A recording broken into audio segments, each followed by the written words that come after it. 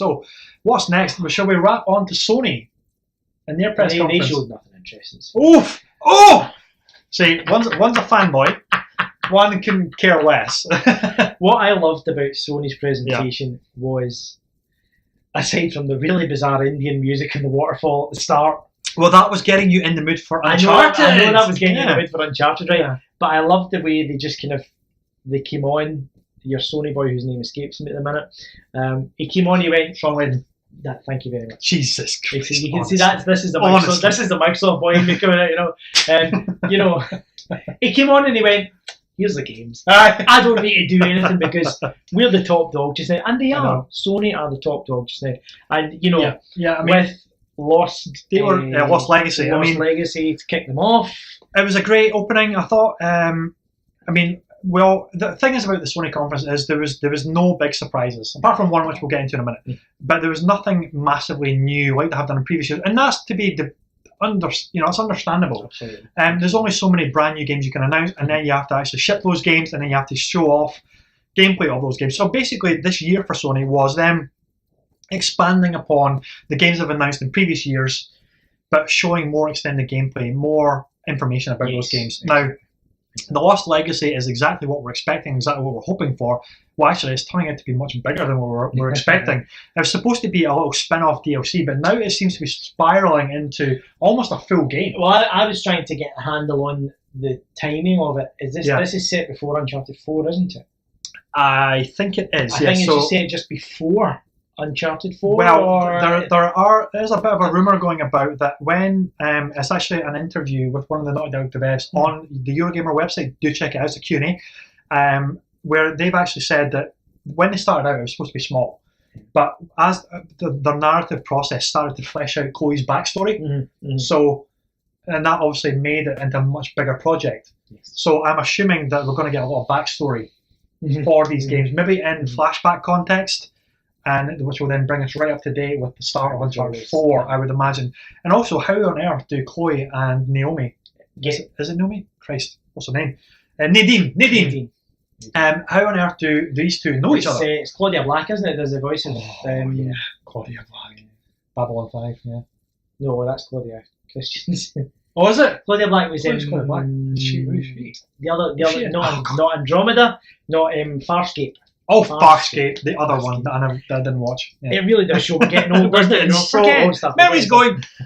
Yes. Yeah, I mean, that was good. Because at the end of Uncharted 3, she'd left Nathan. They were never really with. They were never really with one another. They were friends with benefits, or explorers with benefits. Searching for antiquities in each other's pants is what they were looking for. Pretty much. That's a good way of putting like that. It's good to see her back though. I mean, I really she's like the fact a fan favourite. Yeah, they're fleshing out the characters more, and especially because the first time you see in Uncharted 4 when she appears, she's wearing all that. Not Nadia. Nadine. Not Nadine. Chloe. For goodness sake, my brain's gone. My brain's gone. Sorry. When you first see Chloe appear, that's when at the the auction, and she's all dressed up to the hilt. Never, isn't it? In Uncharted 4, I thought she's not in. I don't think she's in Uncharted 4 at all. Wait a minute. No, was she not the one in when they steal the? No, she's not in that at all. I'm getting her mixed up. God, I need to replay it. That's terrible. No, she's only in Uncharted 3. Unless she pops up with the gang in Uncharted 4.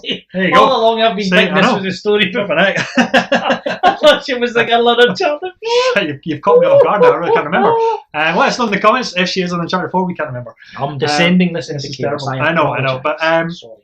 It's looking stunning. It's looking absolutely stunning. They did what they needed to do in terms of showing a lot. I mean, the only thing that makes me nervous about that is that they're showing too much of it for an expansion DLC. So it must be massive if they're showing so much of it. Because what's going to be left to really play? And that segued into the other DLC, which I'm really excited for. This little lady here. Can you see on camera? There you go. She is back for her standalone DLC, which is the Frozen Wilds for Horizon Zero Dawn. Now, winter always works well. Winter is always coming. I mean, she even looks like Ygritte. So I mean, we're going north of the wall into the wildlands. So so what's cool about this is, well, actually we don't really know much about it. You need to, something to do with a mountain. You need to watch to the degree that you're not kind of giving away any spoilers here for, you know. Well, yeah, I'm not going to talk about this very much at all. I don't want to talk about any that could even hint to spoilers for the main game, but it's probably going to be awesome. I'm hoping it's going to be awesome. Guerrilla have really proven that they're up for taking the quantum leap into the upper echelon of developers with this new franchise.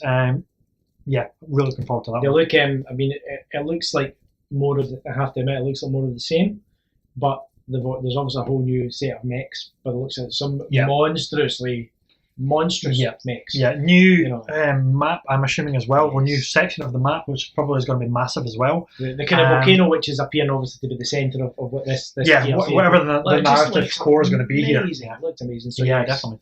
Yes, it's looking fabulous. But then Horizon Zero Dawn is one of the best games, visual best games out there, at the moment. I mean, yeah. So what I'm trying to think what was next. We're just going to kind of jump across games in different orders here. Now, a game that I could not have cared less about prior to this E3 was Days Gone, because they showed it off. This is an internal studio called Sony Bend Studios, and the big reveal last E3 or was it last E3? No, it was PSX. E3. Oh gosh, maybe it was PSX. Yeah. Now, maybe it was PSX. One of the two, I can't remember which one. They basically showed the Luke Starkiller, and basically has forsaken his Jedi ways, and he's now in part of a biker gang. Right, he's all scruffy.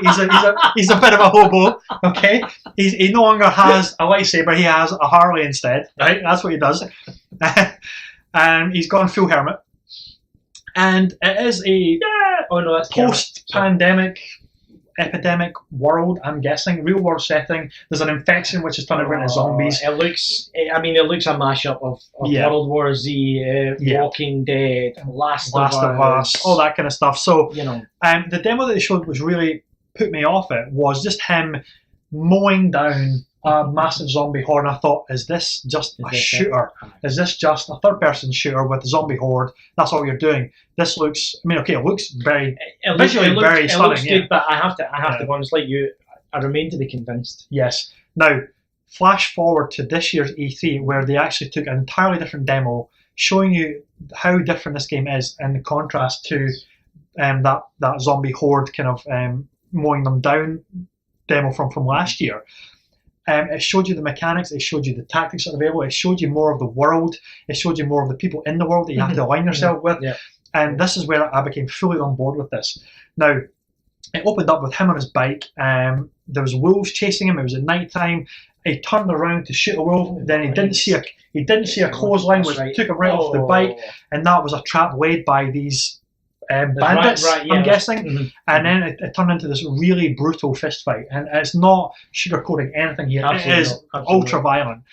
And then he made his way down to his bike was obviously busted up. He couldn't ride it again. He made his way down, kind of through the bushes to a ravine, and that's where he planted a bear trap. He lured a guy over it to get caught in the trap. All this misdirection stuff and tactical gameplay, and not a single zombie in sight at this point. At this point, it's just humans as your enemies. And then it gets down to the ravine. You see a massive zombie horde or infected horde. I think they're called freakers in this game. All eating carcasses and all that nasty cannibalism stuff. So you just sneaked past them, got into the bandits' enclave, their encampment, which was sealed, rigged up a trap, and then hid away in the bushes, triggered the trap, which blew the gates off their encampment, and that attracted the attention of the zombie horde, and they ran in and they basically decimated the bandit camp. So all of the things that we saw there were incredible different tactics that you can do. Exactly. There's obviously going to be crafting to make your traps. Mm-hmm. There's luring enemies across. Now I know for the most part this is nothing essentially new in the third-person adventure game genre. But to see those different tactics at play and see how different you can play the game, how you essentially see fit, it makes me really, really excited. Now, apparently, there was a behind closed doors demo of Days Gone as well, which is only for the press, all that kind of stuff, which was basically what they did, and they're really touting the dynamic world and the weather and the day and night system. So they changed the parameters of the same section of the game, essentially, right? So they made it winter, it was snow, there was black ice, so There's no wolves about. They're hibernating, right? I'm just seeing images of black ice and zombies like skating.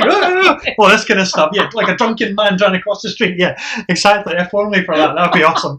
That's the next Dead Rising game.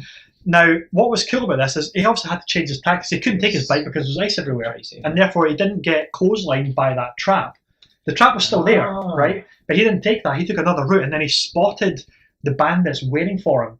So he triggered the trap early by headshotting one of the guys, and then it came into again a full-on fisticuff. But he had the upper hand this time. They were totally off guard. Where is he coming from? And it turned into another really brutal takedown, but very, very different scenario. That's a much better way of showcasing the game. I mean, I know obviously last year it was really just a teaser to exactly your appetite. But it's good that Sony took a chance to layer this. Yeah, very much so. In the same way, I mean, they did the exact same thing with God of War as well in this one. Well, nice segue there, yeah. They took last year's stunning looking introduction, cinematic gameplay reveal, wasn't it? And then they really expanded it more. A bit more as well. I'm a big fan of Norse mythology as well. I mean, and Kratos is finally it'll be very there, interesting to see how Kratos is going to be, how he's going to be applied into that. I mean, okay, it's God of War. We pretty much know what we're going to get from it. Yep. Again, like that. There looks like there's going to be elements of crafting, hunting, almost kind of Tomb Raider-esque type. Yeah, but again, it's borrowing a lot of things from the games that are out at the moment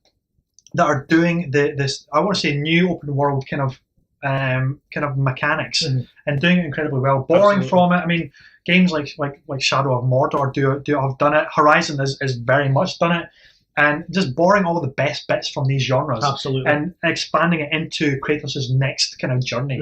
And what is the biggest shocker for the series is we're all used to not controlling the camera in God of War ever. It's all just fantastic camera work, different angles. Exactly. You control Kratos, the right thumbstick, which is normally used for panning the camera in third-person games, and makes them kind of roll out of the way in previous games. Apparently, this one is entirely full-blown kind of third person where you control the camera, but apparently there are no cuts. It never cuts away from Kratos. And what I mean by is it could pan away to see some kind of epic scene, but it will never cut away like quick cutting cutscenes or anything like that. It's all one take. From his perspective, it's all basically like a one-take game, which, I mean, that sounds like a hell of a challenge. I mean, why would you do it to yourself, right? So I'm really excited to see. Is it Santa Monica again that's doing it, obviously? Sony Santa Monica, yeah. And the coolest thing about it is Corey Barlock, I think is his name. Don't hang me for that if I got it wrong. But he was hired as a lead animator on God of War 1, became the game director on God of War 2. And also did most of the writing on God of War 3, but then left the studio before that shipped. And now he is back with a brand new team. A lot of the old guard are still there as well, but he's heading up a new team to do God of War 4. So the pedigree and the care and the passion that this guy has for this franchise, it's going to be incredible. I mean, the stuff that we saw in that gameplay, I mean, we're going to do another deep dive trailer analysis of exactly what we saw in the majority of these games as well. But we saw something called the World Serpent, which just looks phenomenal. We don't know what the context of that is, what this thing is. Is that a goodie? Is it a baddie? Exactly. It seems to be somewhat friendly at the end of the trailer, but the combat in God of War 4 looks just as visceral and crazy as it's always been. I mean, Kratos now has a shield which he can just whip out, and then it kind of forms from his wrist kind of armor, this gauntlet that he must have. It just looks like it's going to be insane. We yet see any naked ladies, but I'm sure with Kratos, I'm sure there's been many. Well, Norse mythology with Thor kicking about, there's going to be a lot of kind of boobies going flying here, there, and everywhere. So they might have to do battle to take the maidens, shall we say? Yeah. I mean, is that this year or is it next year? We haven't been given a release date yet. More than I'm pretty sure there wasn't a release date or even a release window. So that's most likely going to be next year. Yeah, sadly, I mean, that was the thing. The majority of Sony's game reveals were all next year. Which is disappointing, sure. But as we said at the beginning of this broadcast, Sony's first half of this year was jam-packed of exclusives, and Sony historically never really launched anything big in the latter half of the year because that's where all your big third-party games That's it. You know, as we've mentioned, we're going to get Battlefront 2, we're going to get Destiny 2, we're going to get Call of Duty. There's going to be Call of Duty. I mean, there's the next Battlefield expansion pack, and that's not even mentioning all the things that we don't necessarily know about. I mean, Wolfenstein, which we're going to be covering shortly as well, that's coming out in October. So Sony notoriously do not launch anything big in the last half of the year, so it's not really surprising. I mean, that everything is next year. And in terms of the second part of the year, we obviously had Sony's press conference covered Destiny 2 as well. Yes, but to be fair, it was cutscenes. We know the deal behind Destiny 2. Your light is taken away from you. You know, it's Destiny. It's the same Destiny, but they're adding more. They're expanding more. They're doing a lot of really interesting things, which they all unveiled in the presentation before the conference. Anyway, so I mean, to be honest, if developers are going to be doing stuff like that pre E3, then what's left to really give them the big wow factor at E3? So we already know and what to expect of Destiny, which again, they're finally expanding, hopefully, the story content. They're expanding on all the systems.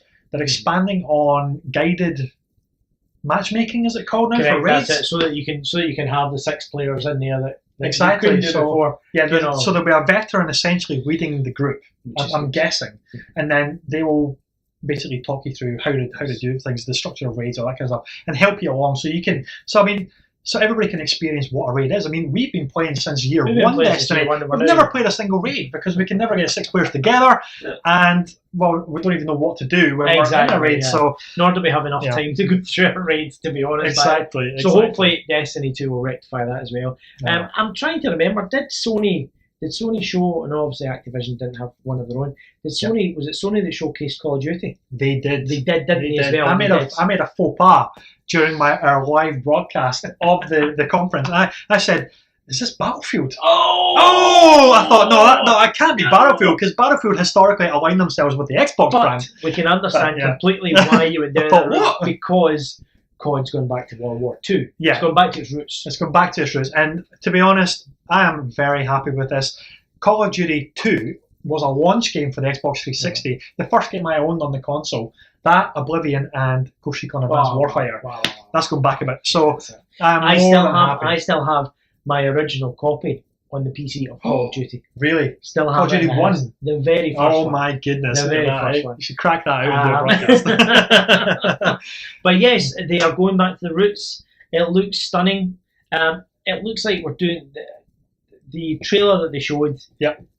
Just looks. It's actually so good to go back to boots on the ground. The way, but I think that's what I loved about Battlefield 1. Battlefield 1 threw in, it made it very much, for me at least, an even playing field. Yes. The snipers, don't get me wrong, the snipers are still very even though it's not even at all. How many? What's our KD ratio? Negative 20 or something. It's something terrible. But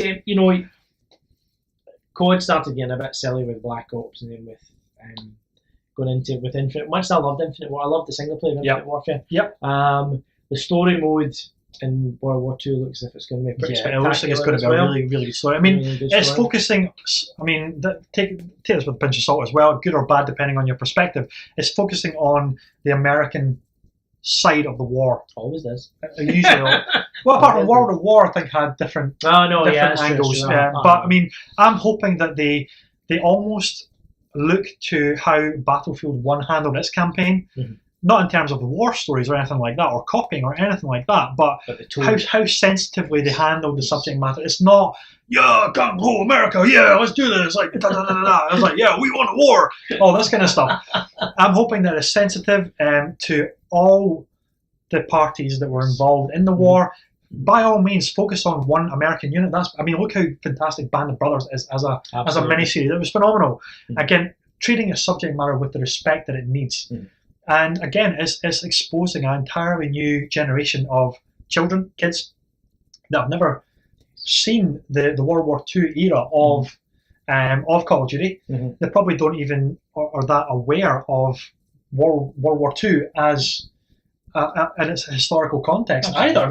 Apart from school, but who pays attention in history class in school, to be honest?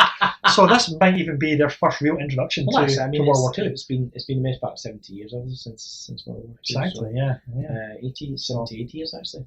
Not long, so to see Call of Duty go back to World War II is fantastic in our eyes. were not very good at all at online Call of Duty. But the campaign looks really strong this year, and that dude from Transformers is in it. Don't let that put you off. Josh Duhamel. Josh Duhamel, yeah, he's actually really good. But that dude from Transformers is there, not Mark Wahlberg, the other one.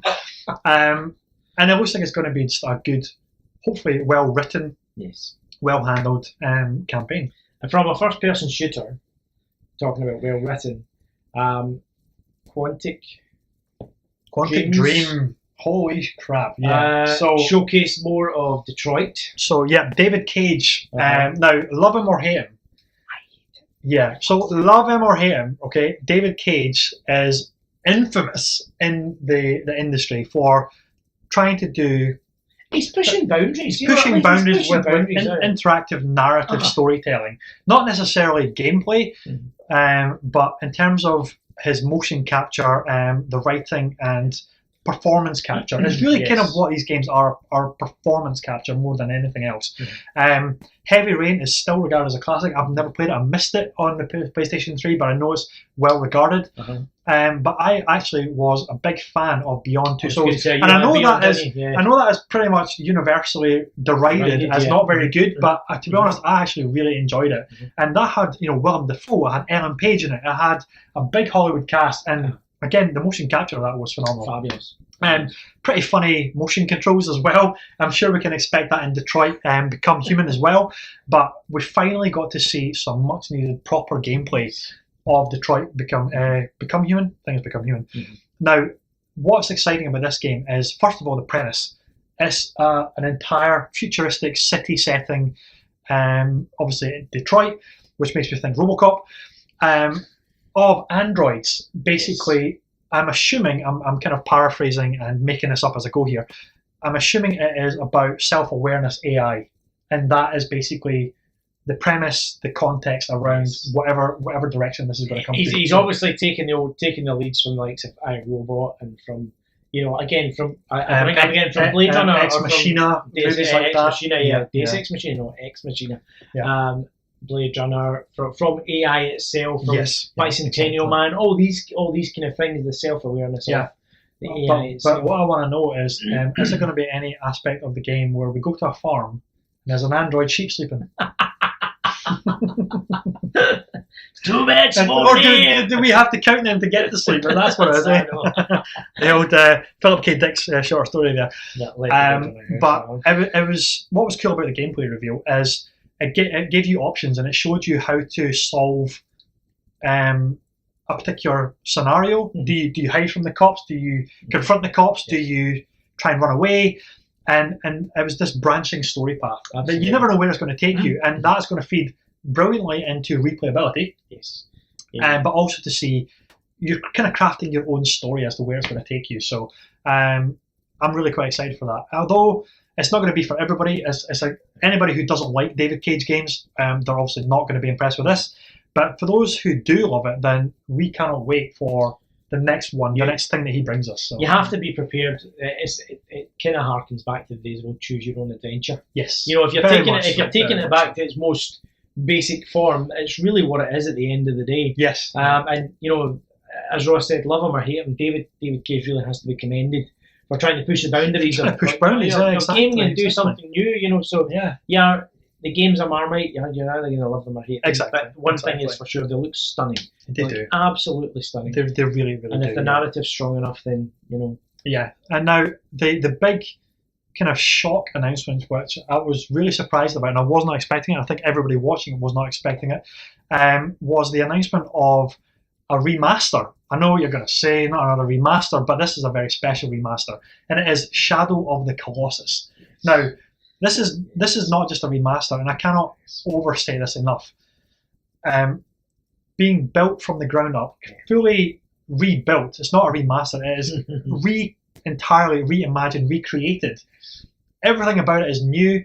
Like new textures is what I mean by that. By Bluepoint Studios. Now, Bluepoint Games are easily the kings of the remaster in their industry. They did the Uncharted remaster collection. They actually did the you remember Titanfall 1 on the Xbox 360? Yes, they did that port for that, which apparently was actually so good a lot of people didn't need to upgrade to the Xbox One, so whoops there. They are renowned for kind of doing PlayStation remasters. They did, I believe, they did the Splinter Cell remaster, but I'm not too sure about that. They definitely did the Metal Gear Solid remasters. These are the guys you go to for a remaster, and the care and attention that they go to with the remasters is just phenomenal. I mean, if you give them enough time and obviously enough money to do it, they'll do a phenomenal job. And what was shocking about Shadow of the Colossus is just how good it looked. I couldn't believe it when the review came up at first. I'm sitting watching it going, I know these scenes from somewhere in the back of my head. And then, of course, the horse, you came around with the horse and I'm like, oh my God. Yeah, I mean, again, I use the word stunning. The colossi. Again, seeing them fully, with the whole new textures, and the new moss over it. I mean, what I'm really hoping for is that they overhaul the controls and make it feel like a modern adventure game. If they do that, then this is going to be an instant purchase for everybody should own this game kind of thing, because it is it's the kind of game where what you're doing is stripping the world of some of the most fantastic creatures. So you're really kind of heartbroken about having to do this, but the reason you're doing it is to get their power in order to save your true love, essentially, is what it is, to bring her back to life. But in order to do that, you have to take something wonderful from the world. And that is these colossi that Scotty mentioned earlier. You may have just spoiled the whole game for everybody there by doing that. But look, the statute of limitations on a 15-year-old game, I mean, come on, right? That's basically the premise. And it's not about the destination, it's about the journey. Exactly. And, I like that. Thank you. You like that, yeah. And again, it just looks phenomenal. Now, you can't overstate just enough to what degree that they have upscaled everything and rebuilt and done everything. It just looks quite incredible. I remember, it's one of the most iconic games of the PlayStation 2 era.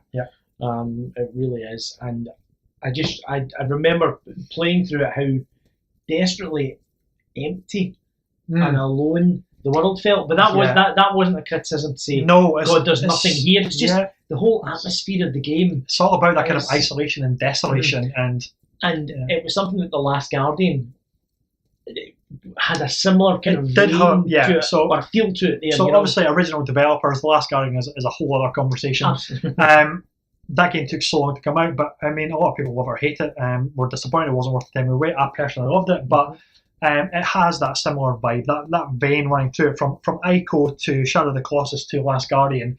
It has that vein of that collection of games, and now to finally, I mean, I don't really want an Ico remaster or anything like that, but you never know, we might. If Shadow of the Colossus sells well. But to have Shadow of the Colossus on the PlayStation 4, getting completely overhauled, rebuilt, new controls, I'm looking forward to that as well. And that was ironically the big shock announcement from the PlayStation show. It got a big pop. It got a huge pop. It did. It's like a show. It did. And I'm trying to think if there was anything that was the standout moment in the Sony. Well, one for me personally, I think, I just think it's the next one that we're going to talk about. See, Shadow of the Colossus, I think, just was such. It means so much to so many people. From people of that generation, our generation. Me too. I'm only kidding. It has significance, and then again, a whole new generation are going to get to experience that as well. And what you closing out the PlayStation coverage with, then? It's got to be say it. Marvel Spider-Man. Oh my God. Yeah, I was actually worried that I can't wait to see his trailer review of this. By the way, because it's gonna be crazy. So I was actually worried that as soon as I said Marvel Spider-Man, Watson was going to whip off his top and his jeans, and he'd have like a Spider-Man suit underneath it. Bring out the gimp. we will thankfully save that for another show. Yeah, we will do. I think we have to.